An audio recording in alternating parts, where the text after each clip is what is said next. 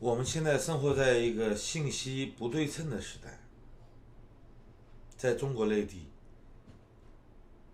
不仅国外的这些媒体、这些软件、社交平台，国内不许你用，像 YouTube、推特这些都被封掉了，谷歌也离开了中国。我们知道，在中国，你想得到一个完全的信息，其实很难。你能看到的所有东西都是你自己争取来的。譬如说，有人看到这个视频，如果你不是共军，那么你就只能翻墙，而且针对所有翻墙的这些行为，审查的越来越厉害。现在我们知道，因为监控在升级，那么你接到一个海外打来的电话，他会告诉你，这个电话来自海外，有可能涉及到欺诈。其实他是在警告你，老大哥正在关心你，他知道你在接一个国外打来的长途。那么同样，你翻墙也是一个道理。我们经常在通过路由上网的过程中，他会告诉你，这个路由器正在进行翻墙的操作，它会让你卸载你正在使用的软件，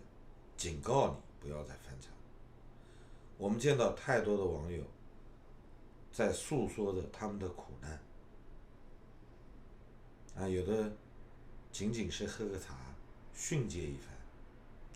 有一些他的资料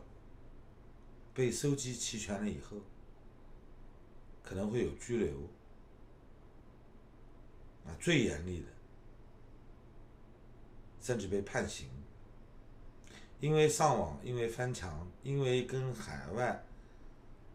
这些媒体、这些平台进行接触，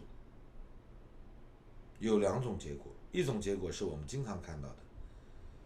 坐在北京的家里，随时可以连线美国之音作为嘉宾，那么在 YouTube 上发表一些视频，涉及到敏感的话题，从来没有被抓过。那么更多的人仅仅是因为翻个墙，他在提醒你，他会找你，他会让你删掉自己的推特号。其实这一类的信息我们看到的已经够多的了，没有必要再去延伸这种恐惧，但事实上它是存在的。那么另一方面，如同当年国民政府不能在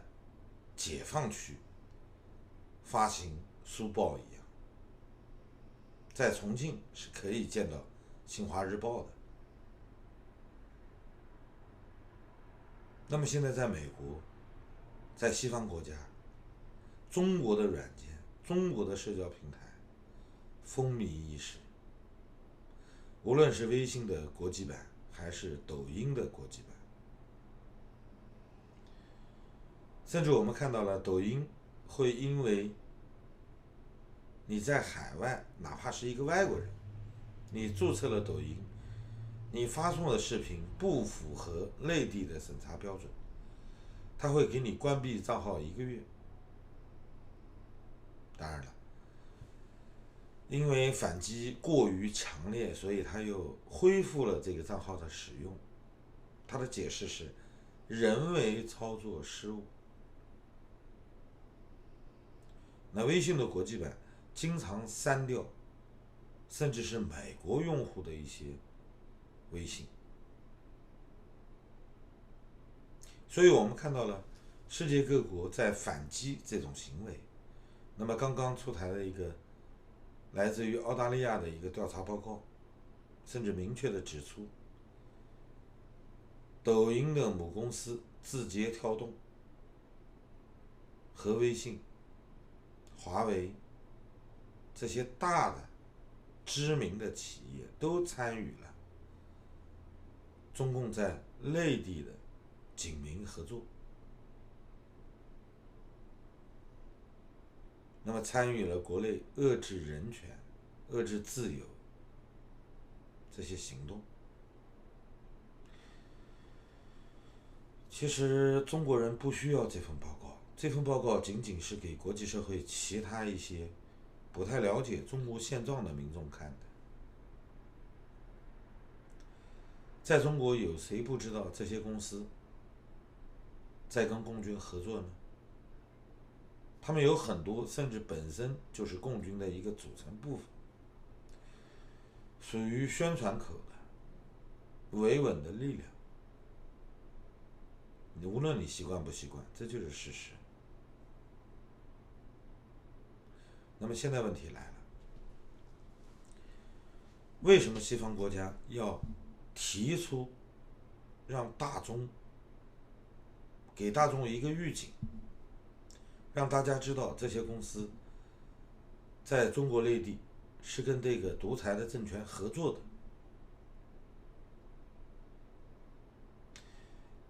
因为在西方国家，大多数公司都是私营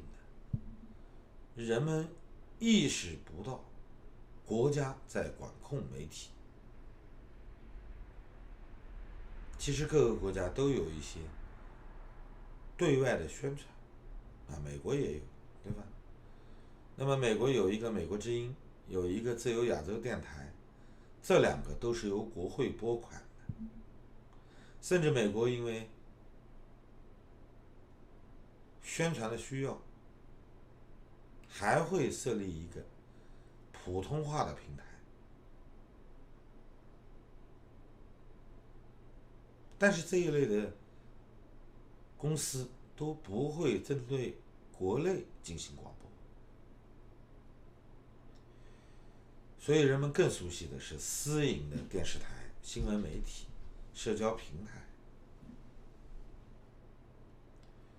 其实我们今天看到的这一切，不仅仅是国与国之间的问题，或者说在舆论战、心战方面的问题，这涉及到新的技术、人们的习惯。因为我们知道原先许多国家，包括美国这样的国家，他们要输出自己的文化，输出自己的意识形态，主要是靠影视作品，无论是电视台、搜索引擎，还是好莱坞电影，他们在传播自己的旋律，你可以把它认为是主旋律，或者说他在推行美国文化。其实在世界各国也是受到抵触的，法国就有纯洁法语活动，对吧？那么你在法国，你用英语来问话，即便他懂英语，他不一定会回答你。人家在捍卫自己的文化，所以所有的宣传都是有一定的限度的。现在的年轻人已经不太愿意看电视了，也不是很乐意看电影。当然了，我们知道很多跳蚤市场，白天是跳蚤市场，晚上就是露天电影院，基本上你在每一个小城市都能看到。那么有多少人真正依赖电影来了解外界呢？电影只是一种代入感比较强的文艺方式，从它出现已经感动了无数人，它也潜移默化的推广了自己的文化。每一个国家的电影其实都有这个作用，它在输出本民族的文化，本国的主旋律。无论你承认不承认，其实100多年来这就是一个事实。现在问题来了，现在的青年人他不太愿意干这个事儿，他没有足够的时间浪费在电影院，或者说买一份爆米花，带一份可乐，在环绕立体声的伴随下，哪怕是在3D 的诱惑下，老老实实的坐在电影院坐2个小时，坐1个半小时，来感受一下这种文化。不仅中国人，西方国家也是这样，越来越多的人早上醒来第一件事儿，打开手机，可以在床上刷一刷新闻，刷一刷他关心的东西。那么晚上睡觉前，第一件事儿或者说最后一件事儿是关掉手机，把手机屏幕关掉。人们越来越依赖手机，连电脑都摔到一边了，更别说电影院、电视机了。所以今天，像微信、抖音这样的软件，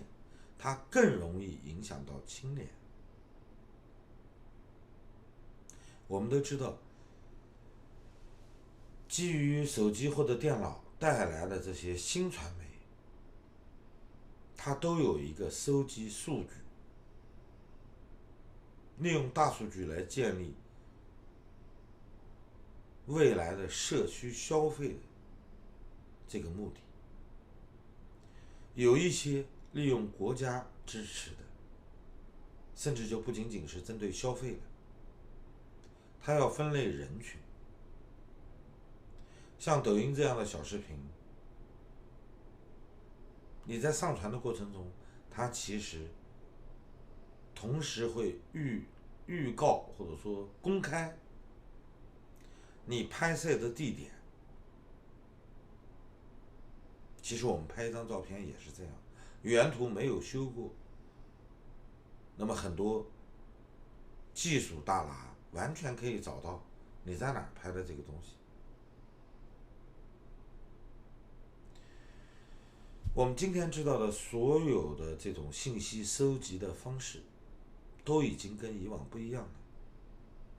就如同情报工作一样，绝大多数情报是利用公开的资讯